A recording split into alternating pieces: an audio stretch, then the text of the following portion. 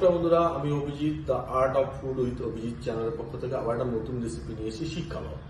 এই শিক কাবাব আমরা তৈরি করব, তার আগে একটু শিক কাবাব সম্পর্কে তার হিস্ট্রিটা জেনে নিই, যেটা কোথা থেকে এসছে। এটা অ্যাকচুয়ালি অথেন্টিক ইন্ডিয়ান রেসিপি না, এটা প্রথমে টার্কি থেকে আসে, টার্কির পর প্যারিস, তারপর সেখান থেকে মুঘলরা অ্যাডপ্ট করে এটাকে। মুঘলরা অ্যাডপ্ট করার পরে ইন্ডিয়াতে এটা প্রচলন হয় এবং ইন্ডিয়াতে আমরা ইন্ডিয়ানরা আমাদের নিজস্ব কিছু স্পাইস অ্যাড করে এটা আমাদের মতো করে তৈরি করি। তো চলুন দেখা যাক শিক কাবাব বানাতে কি কি ইনগ্রিডিয়েন্টস লাগে আর কিভাবে বানাতে হয়। খুব সহজ সরল একটা রেসিপি, ইভিনিং স্ন্যাক্সের জন্য খুবই উপযুক্ত। চলুন লেট না করে স্টার্ট করা যাক শিক কাবাব কিভাবে বানাতে হয়। আমি রসুন নিয়েছি চপড করে, আর নিয়েছি পেঁয়াজ চপড করে, পেঁয়াজ নিয়েছি, আর নিয়েছি আদা চপড করেছি, ওটাকেও ফাইন চপড করেছি, আর যেটা করেছি গ্রিন চিলি, ওটাকেও ফাইন চপড করে নিয়েছি। এই চারটে ইনগ্রিডিয়েন্টস আমি একসাথে ফাইন চপড করেছি, করে এটাকে এবার একসাথে আমি মিক্স করে নেবো একটা জায়গায়। একটা পাত্রের মধ্যে আমি একসাথে মিক্স করে নেবো। তো আমি এখানে একসাথে মিক্স করে নিয়েছি। এই মিক্সটাকে এবার আমি কি করবো, বাজার থেকে আমি 500 গ্রাম চিকেন নিয়েছি বোনলেস, সেটাকে কি করেছি আমি প্রথমে চপড করে তারপরে গ্রাইন্ডারে দিয়ে আমি এটাকে ম্যাশড করেছি। এবার যেই মিশ্রণটা আমি বানালাম জিঞ্জার, গার্লিক, অনিয়ন এবং গ্রিন চিলির, সেটাকে এখানে মেখে নিচ্ছি ভালো করে। দেখতে পাচ্ছি সুন্দর করে আমি মেখে নেব এটাকে।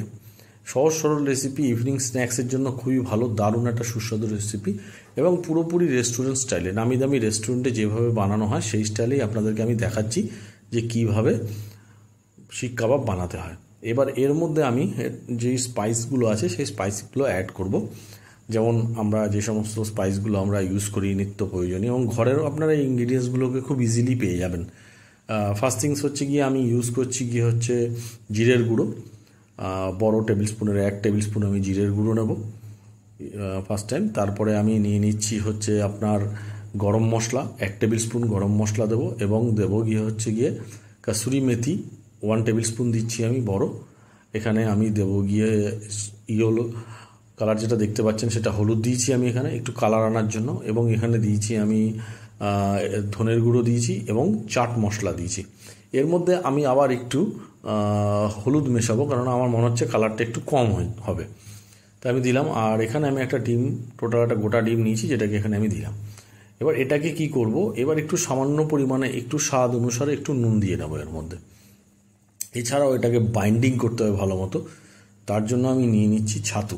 ঘরে সবারই ছাতু থাকে ইজিলি, তো আপনারা ঘর পেয়ে যাবেন। আমি বললামই তো পুরোটাই ঘরোয়া ইনগ্রিডিয়েন্টস দিয়ে তৈরি হবে। আর আমি এর সঙ্গে নেবো গিয়ে একটু ব্রেড কাম, যাতে বাইন্ডিংটা ভালো হয়। সেটা আপনি বাইন্ডিং কতটা আপনি নিচ্ছেন চিকেন, তার উপর ডিপেন্ড করছে আপনি কতটা নেবেন। তো এখানে আমি একটু জল দিয়ে দিলাম। জল দেওয়ার পরে আমি এটাকে এবার কী করব, ভালো করে মিক্স করব, ভালো করে মাখবো। এটাকে আমি সুন্দর করে মাখতে হবে, এইভাবে যেরকম বাড়িতে আটা মাখা হয় ঠিক অ্যাজ ইট ইজ আপনাকে এটা করতে হবে। তো এইভাবে মেখে নিতে হবে আপনাদেরকে। সুন্দর করে মেখে নেবেন মিশ্রণটাকে, মাঝে সাঝে একটুখানি যখন মাখাটা হবে একটু নুনটা টেস্ট করে নেবেন ঠিকঠাক আছে কেন। এখানে আপনি 1 টাইমই নুন মিক্স করতে পারবেন, দ্বিতীয়বার কিন্তু আপনাকে নুন মিক্স করার কোনো জায়গা নেই এটাকে। তো সুতরাং একটু মুখে দিয়ে দেখে নেবেন যে ঠিক আছে কি না মিশ্রণটা। তো এটাকে বাইন্ডিংটাকে খুব ভালো করতে হবে। যদি মনে হয় একটু ঢিলা হচ্ছে, তাহলে আবার একটু আপনি ছাতু এবং আর একটু আপনি ব্রেড কাম দিতে পারেন এর মধ্যে।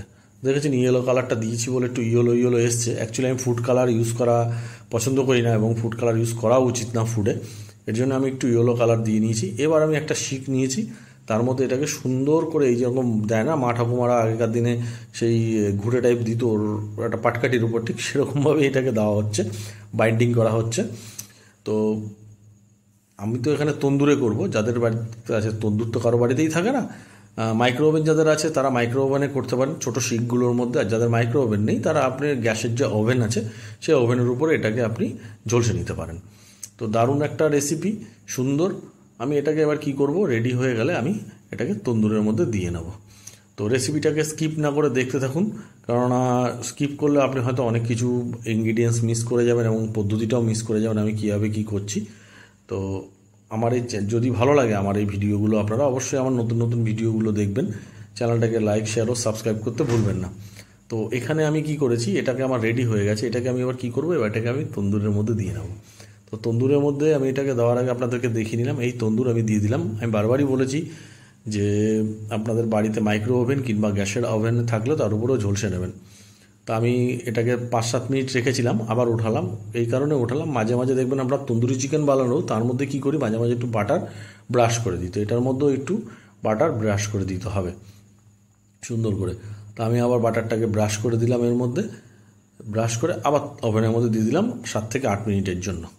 7-8 মিনিট পরে আমার এই রেসিপিটা রেডি হয়ে যাবে। দেখবেন বানাতে বেশিক্ষণ লাগে না, খুব বেশি হলে আপনার ইনগ্রিডিয়েন্টস যদি রেডি করে নেন 5 থেকে 7 মিনিটের মধ্যে রেডি হয়ে যাবে। এটা রেডি হয়ে গেলে আমি চাকু দিয়ে মাথাটাকে একটু ছাড়িয়ে নিচ্ছি, কারণ শিকের থেকে আমাকে কাবাবটাকে বের করতে হবে। পুরোপুরি রেডি হয়ে গেছে, একটু নাড়িয়ে চাড়িয়ে নিচ্ছি যাতে ইজিলি শিক থেকে বেরিয়ে যায়। তো আমি এবার এটাকে টেনে বের করে নেবো, এই বের করে নিলাম। এবার এটাকে কি করব, আমি সুন্দর করে একটা কাটিং করব।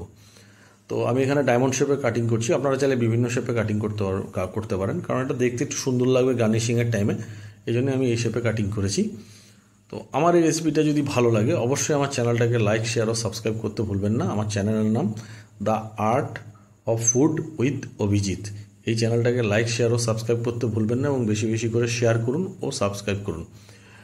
আমি আবার একটা নতুন রেসিপি নিয়ে আপনাদের সামনে উপস্থিত হব। আশা রাখছি আমার রেসিপিগুলো আপনারা ভালো লাগছে আপনাদের। এরপরও আমি অন্যান্য রেসিপি আনবো। তো আমি সুন্দর করে এইভাবে কাটছি এটাকে, দেখতে পাচ্ছেন ডায়মন্ড শেপে। এবার একটা কলা পাতা নিয়ে নিয়েছি, এই কলা পাতার মধ্যে কি করব, এটাকে এবার গার্নিশিং করব। গার্নিশিং করে এটা খাওয়ার উপযুক্ত হয়ে গেছে, এবার টেবিলে আমি সার্ভ করব। আর গার্নিশিংয়ে কী কী ইউজ করেছি, আমি একটু পেঁয়াজ ইউজ করেছি, আর ইউজ করেছি এটা পুদিনার চাটনি। তো পুদিনার চাটনির রেসিপি আমি এরপরে দেবো আমার এখানে, সেখান থেকে দেবে নেবেন, এবং কী কী আমি ইনগ্রিডিয়েন্টস ইউজ করেছি আমি ডেসক্রিপশন বক্সে ওগুলো লিখে দেবো।